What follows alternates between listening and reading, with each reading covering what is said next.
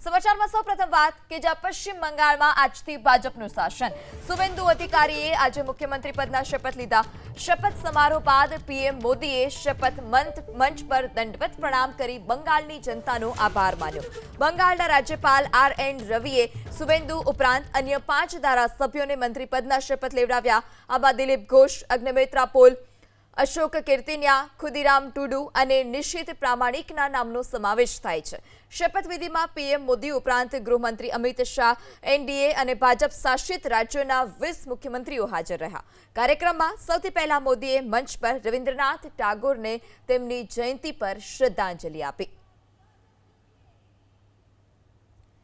ત્યારે પીએમ મોદી કે જેઓ શપથ ગ્રહણ સમારોહ પૂર્ણ થતાં જ તેઓએ અનોખા અંદાજમાં બંગાળની જનતાનો આભાર માન્યો છે. પહેલી વખત પશ્ચિમ બંગાળમાં કમળ ખીલ્યું છે અને 207ના આંક પર ભાજપ પહોંચી છે. ત્યારે શપથ મંચ પર જ પીએમ મોદીએ દંડવત પ્રણામ કર્યા અને બંગાળની જનતાનો આભાર માન્યો છે. સુવેન્દુ અધિકારી કે જેઓએ સીએમ પદના શપથ લીધા છે. દિલીપ ઘોષ, અગ્નિમિત્રા પાલે સહિતના મંત્રીઓએ પણ શપથ લીધા.